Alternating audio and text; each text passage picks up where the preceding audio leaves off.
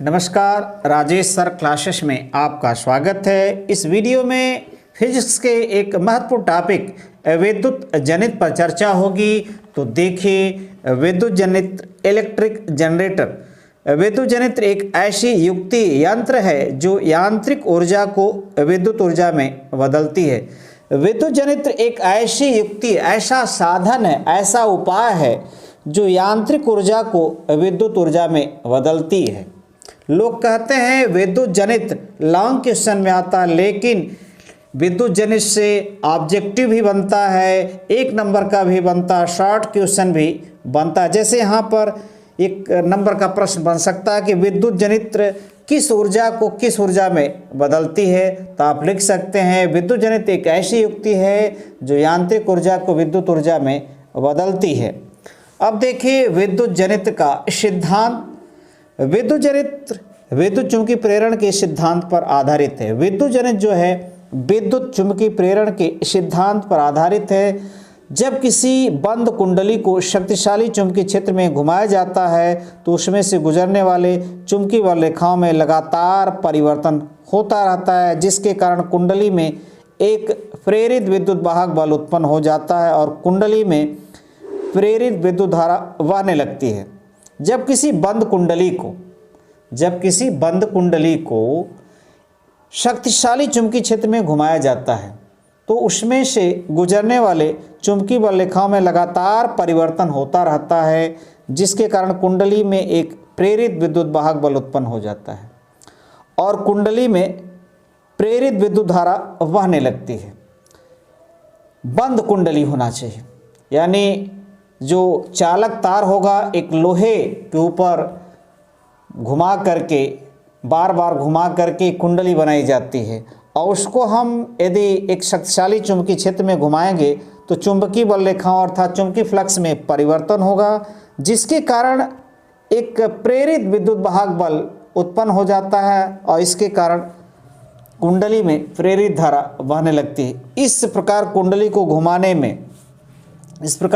को घुमाने में वे यांत्रिक ऊर्जा लगातार विद्युत ऊर्जा में बदलती रहती है।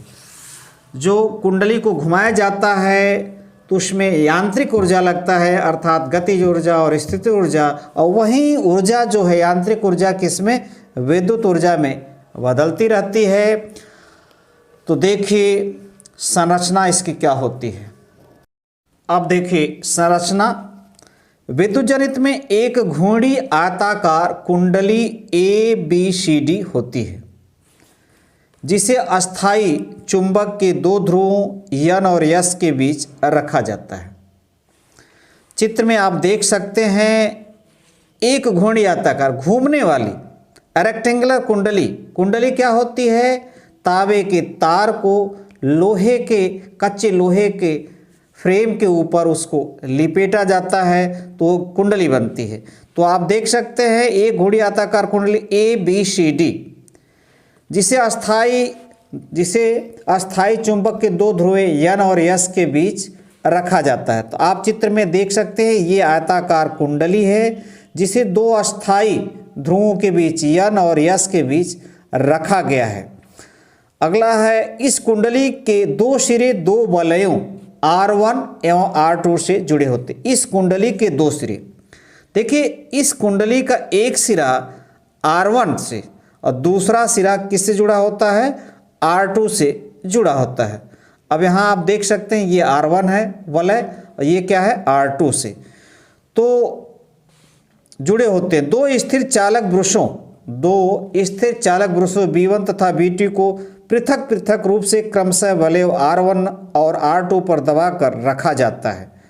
यानी दो चालक ब्रश, एक चालक ब्रश B1 है यहाँ पर देख सकते हैं और दूसरा चालक ब्रश यहाँ B2 है और इसको दबा करके R1 और R2 पर रखा जाता है। दोनों वलय R1 और R2 जो रिंग होते हैं R1 और R2, ये रिंग देख रहे हैं आप, भीतर से धुरी से जुड़े, एक्सल से ये धुरी है इससे भीतर से जुड़े होते हैं। चुंबकीय क्षेत्र के भीतर स्थित कुंडली, ये कुंडली जो है को घूर्णन गति देने के लिए धुरी को जल टरबाइन, ये जो धुरी जो एक्सल है को जल टरबाइन अथवा डीजल इंजन अथवा अन्य यंत्रों से तेजी से घुमाया जाता है। इसको क्या किया जाता है, इसको तेजी से घुमाया जाता है धुरी को। उसके लिए जल टरबाइन, जल की धारा होती है, डीजल इंजन अथवा अन्य साधनों से तेजी से घुमाया जाता है। दोनों ब्रुशों के बाहरी सिरे बाहरी परिपथ में विद्युत धारा के प्रवाह को दर्शाने के लिए गैल्वेनोमीटर से जुड़े होते हैं। दोनों ब्रुशों के बाहरी सिरे, ये जो दोनों ब्रुशों की आप देख रहे हैं बाहरी सिरे हैं, बाहरी परिपथ, ये बाहरी परिपथ है, आप देख सकते हैं। विद्युत धारा प्रवाह को दर्शाने के लिए गैल्वेनोमीटर से जुड़े होते हैं। अब यहाँ पर गैल्वेनोमीटर है जो विद्युत धारा के प्रवाह को दर्शाता है, बताता है।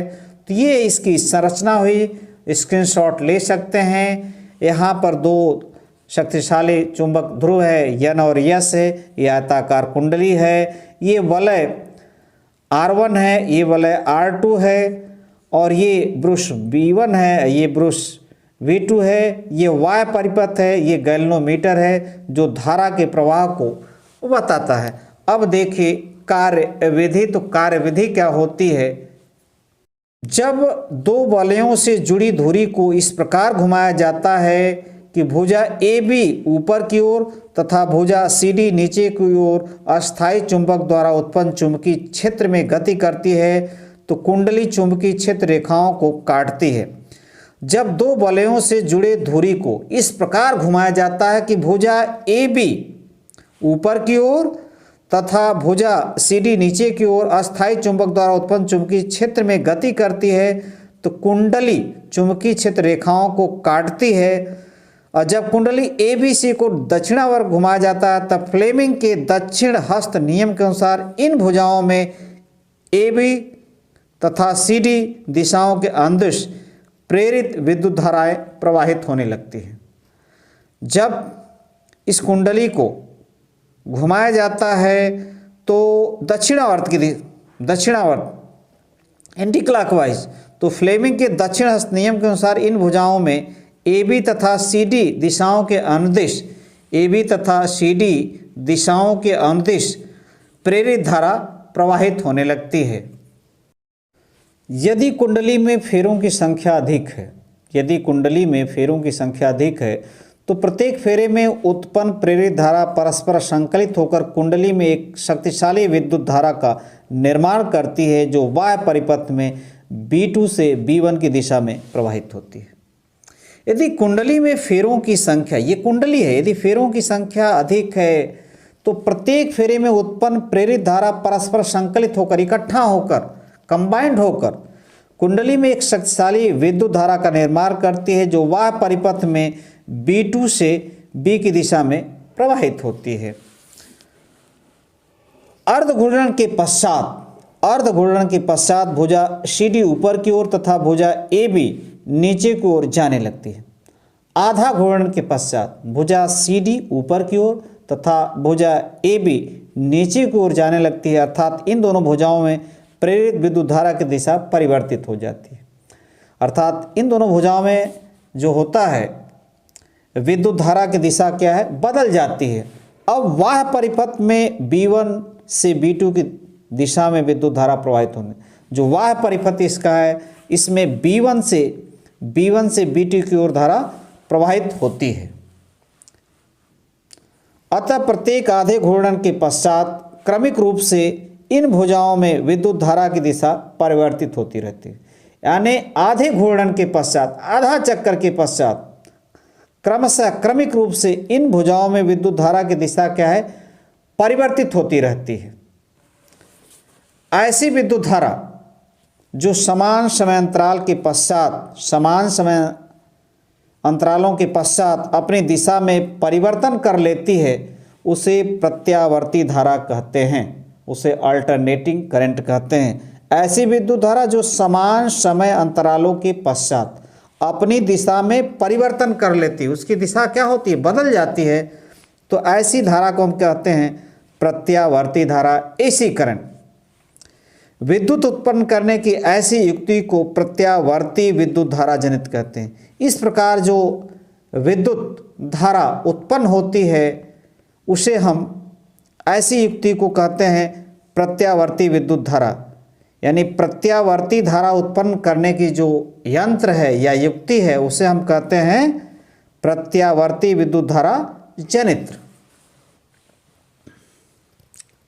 ऐसी विद्युत धारा जिसमें समय के साथ परिवर्तन नहीं होता, ऐसी विद्युत धारा जिसमें समय के साथ परिवर्तन नहीं हो रहा है, नहीं होता है, दिष्ट धारा कहलाती है, डायरेक्ट करंट कहलाती है। दिष्ट धारा प्राप्त करने के लिए विभक्त वलय दिक् परिवर्तन का उपयोग किया जाता है। यानी होता क्या है, ये दो प्रकार का हो गया, एक हो गया प्रत्यावर्ती विद्युत धारा जनित और दूसरा हो गया दिष्ट धारा जनित्र। तो इनमें दोनों में थोड़ा सा अंतर होता है। यहाँ क्या लगा रहता है, ये सर्पी वलय होता है और वहाँ क्या होता है विभक्त वलय, वहाँ पर क्या हो जाता है विभक्त वलय का प्रयोग किया जाता है, इतना अंतर है। इस व्यवस्था के साथ एक ब्रश सदैव ही उस भुजा के संपर्क में रहता है जो चुंबकीय क्षेत्र में ऊपर की ओर गति करती रहती है, जबकि दूसरा ब्रश सदैव नीचे की ओर गति करने वाली भुजा के संपर्क में रहता है। तो आप देख रहे हैं जब दिष्ट धारा हमें उत्पन्न करना होता है तो हम विभक्त वलय का उपयोग करते हैं। इस व्यवस्था के साथ एक ब्रश जो होता है सदैव ही उस भुजा के संपर्क में रहता है जो चुंबकीय क्षेत्र में ऊपर की ओर गति करती रहती है, जबकि दूसरा ब्रश सदैव नीचे की ओर गति करने वाली भुजा के संपर्क में रहता है। इस प्रकार धारा एक ही दिशा में प्रवाहित होती है। अब धारा की जो दिशा होगी एक ही होती है, ऐसी युक्ति को हम दिष्ट धारा जनित कहते हैं। तो विद्युत जनित दो प्रकार का होता है, प्रत्यावर्ती विद्युत धारा जनित और दूसरा होता है दिष्ट धारा जनित। और इसको में थोड़ा सा अंतर होता है, इसमें सर्पी वलय लगा रहता है और इसमें क्या होता है विभक्त वलय रहता है। नमस्कार।